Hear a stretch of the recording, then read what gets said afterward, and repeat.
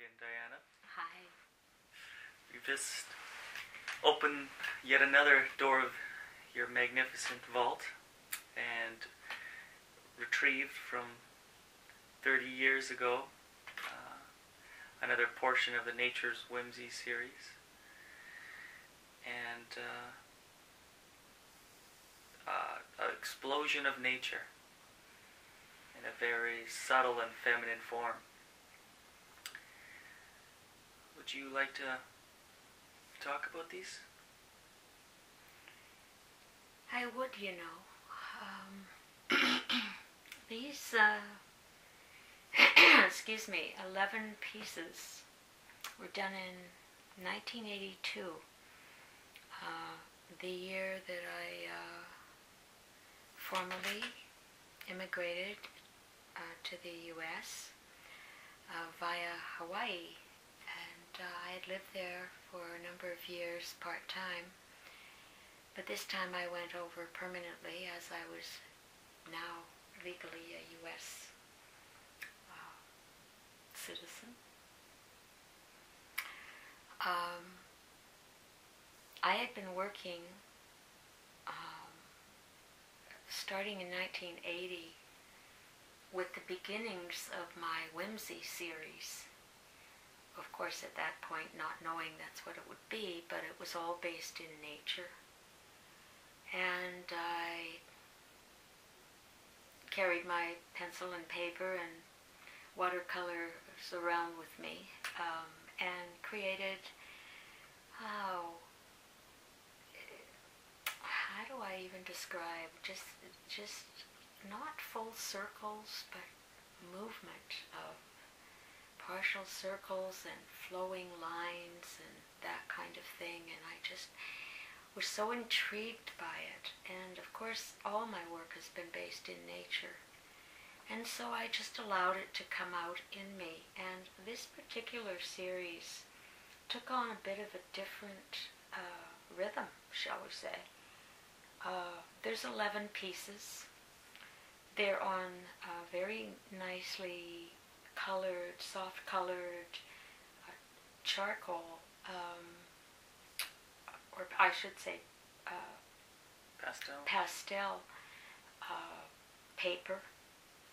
It has a bit of a tooth on it, enough to hold a very delicate kind of pastel color.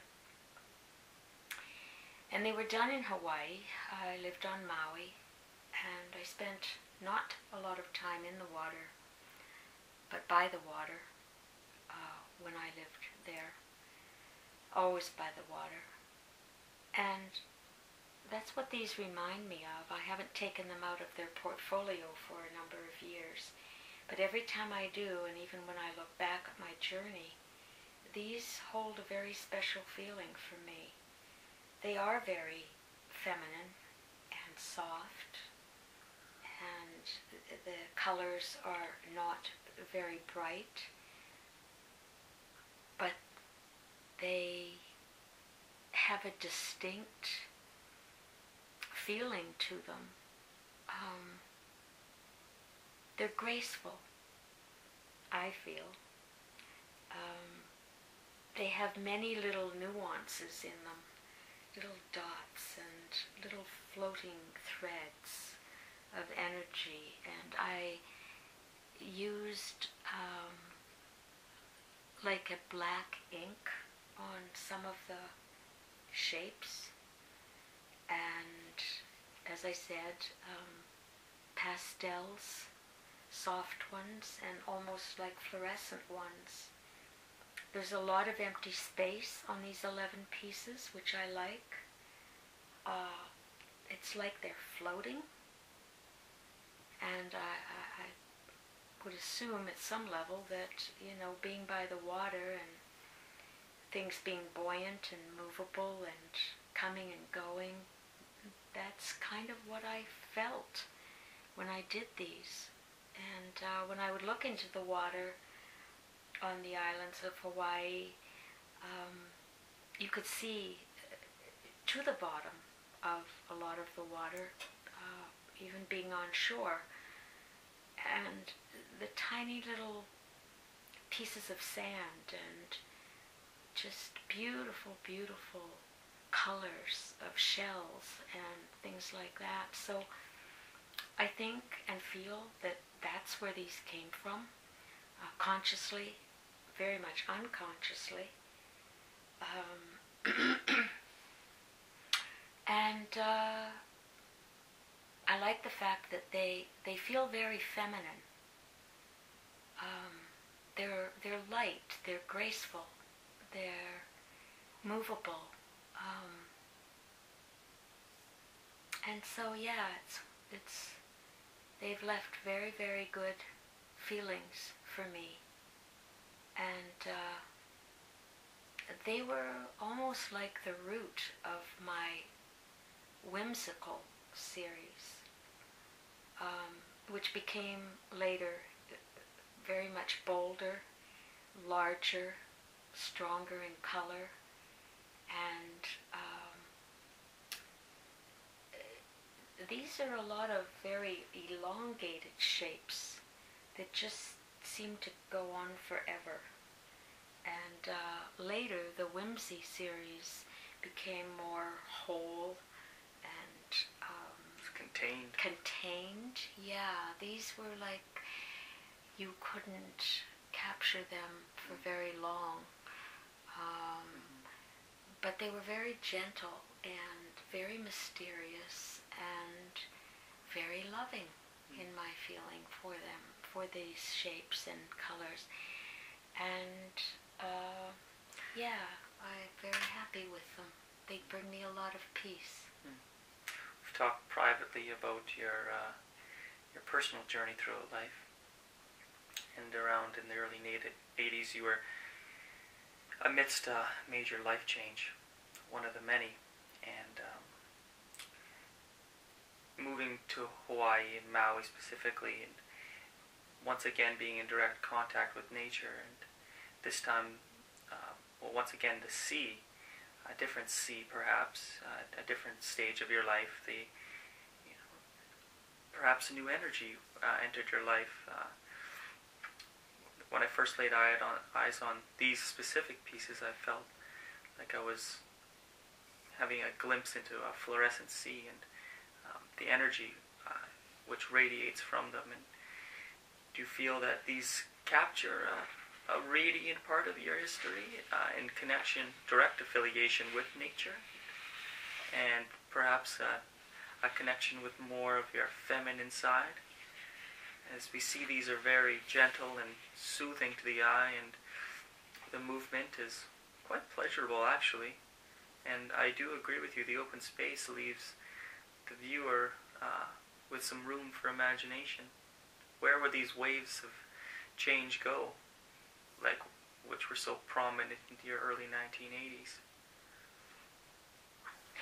Very wonderful series. Thank you. The word freedom comes up for me, and obviously in my personal life, that's exactly what I needed. At some level, I don't think I knew what I needed at that time in the early 80s. I knew I needed something. I needed change. I had lived a very, shall we say, well-established, marriage, children, dogs, houses, responsibilities of that nature then. And I remember I was losing something very big within me, but I wasn't sure what it was. And I remember saying one day, I can't live that life anymore. And someone asked me, actually it was my older son, why do you have to move away? Because I told him I was going back to Hawaii permanently. And I said, I really don't know why I have to go, but I do. And so with regards to what you just asked or stated in these pieces, the word movement comes up hugely on my journey. I've always needed movement, texture, and color in my life. And I didn't have that in that old life the way I needed it. Right. And the I think structured life, that's family right. and society, to inside a large metropolis, Vancouver at the time, and then to tropical paradise. That's true. Very feminine. Yes. From concrete jungle to tropical jungle. Exactly. You're absolutely right. Waves of change, eh? Yeah, no kidding. I just feel that, yes, it's true. When I look at these, it was the feminine that needed to come out and express itself. And they're elusive, they're free, they have lots of space. Yes. They're happy. They're, I think they have an elegance to them. And I was feeling the opposite. I was feeling very structured, very bored. I couldn't move. I couldn't dance, shall we say. And so, yeah, this was a huge time in my history back then.